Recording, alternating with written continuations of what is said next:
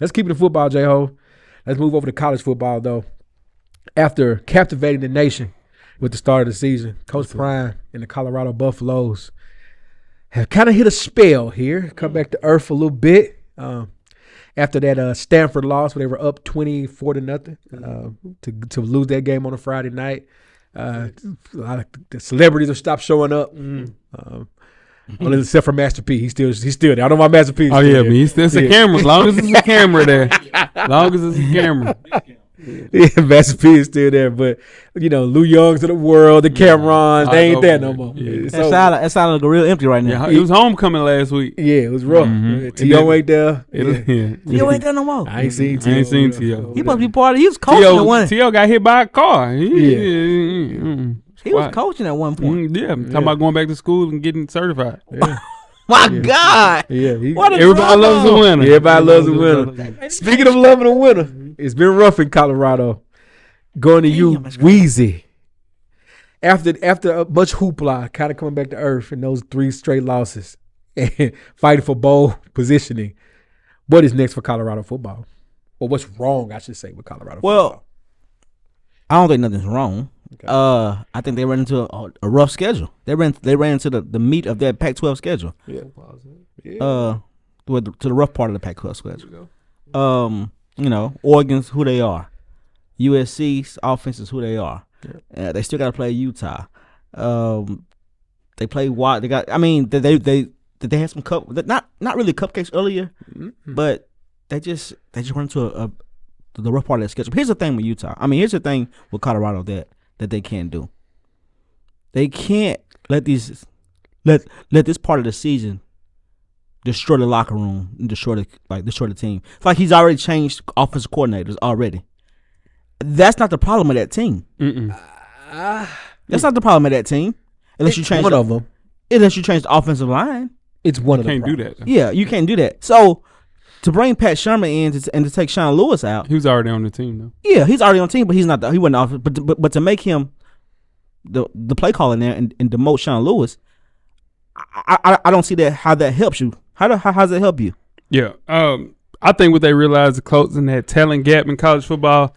It isn't a quick process. If you look at Jeff's team, the Florida State Seminoles, it takes years, 2 or 3 years to kind of get those guys playing on the same accord in the couple of recruiting classes to get where these guys are. They're a top 5 team right now, and combing through that transfer portal, it's a high-risk exercise because if you kind of look at what Florida State is doing now, yes, they are eating off of their transfers, but it took a while to kind of get that going. It helps because you got a good recruiting class 2 out of those last 3 years. So, I mean, I'm still at this time looking for a college football team to kind of figure out a great offensive line via the portal. And I think that it just don't happen, Jeff. I mean, there's no waiver wire. Like Weezy mentioned, there's no trades that can happen.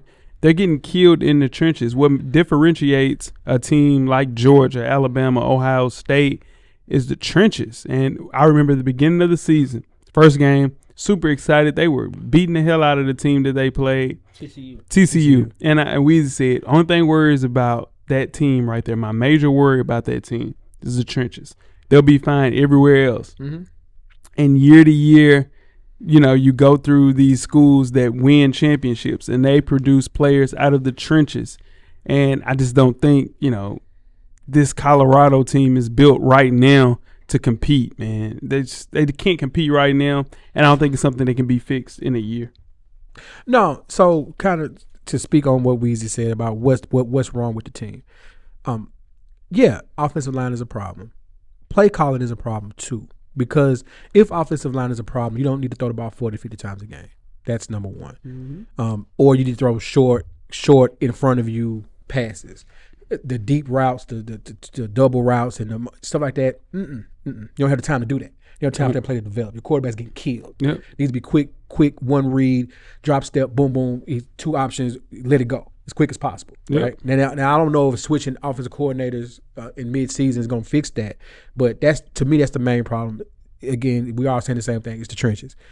That build, you can bring in 3, 4, 5 stars at each position. Offensive line is built on trust and camaraderie. Yep. Because you got to know that the guy to your, if you're playing left tackle, you got to know that the guy to your right has got your right side covered. Yep. You got to know that the center knows where those backers are. You got to know that your gap concentration is covered. Like, you got to know those things, right? Because you start trying to do too much, and that's where it comes from. So I understand that's going to be his focus. And here's another thing, to kind of piggyback on what you said, Jay. Transfer portal is cool, great. Go get the kids that you know what they've done somewhere else and they want to come play somewhere else to get some more clock. Dig that.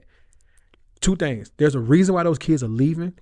Most time, I understand you might get a guy that just did the numbers game, didn't work out for him, but there's something that other teams saw that they're letting them go, right? They're not fighting to keep them there. And also, don't switch up on these high school kids, because you bring them in and show them loyalty, they're going to be there for you 3 years. Instead of bringing this guy for 1 year, and in a rental, you got a guy that's going to be there 2 to 3 years. Well, 3 years got to be, and build the actual program, right? Yeah. That's the thing. Yeah, and them great lines are built through recruiting class. You stack recruiting classes. If you look at that Florida State team and how they were built, it was a recruiting class, then a recruiting class, and then you add in a sprinkle of a wide receiver one, a cornerback, a quarterback, just to kind of fill in holes that you missed out on. What you got with you? But I tell you this, everybody down on them now. I tell you this though, that team is a whole lot better than it was last year. 100%. That's what. Yeah, got to end with that. It's a whole lot better than it was last year, and I truly believe that was a 1-win team last year. Yeah, I truly believe that, like, the transfer portal that they did do on the outsides and on the outsides, skill positions, it's great. Yeah. They had to make that move. Yeah. And if you give them Vanderbilt's offensive line, they win 3 more games. They do. I think they win. They win 3 more games. Yeah, I see where you're going with that. Yeah. So it's just 3 or 4 people that he's missing. Not necessarily. It's more than that. But it's some people, and their recruiting class is ranked 24th in the country, I think. That's what I'm saying. So, no, 66th in the country. That's what I'm saying. What, coming in this year? Coming in this year. Yeah, but he got 2 5-star on the offensive line. No, he has one. The one from IMG? One offensive lineman. He's a 3-star. The one from It might be 2025, but 2024's it might be class, 2025. there's 66 in the country. You got to get out there and get in these. I understand you recruiting the transfer. You got to get in these front rooms with these moms and these dads. You got to. Full Sport Press.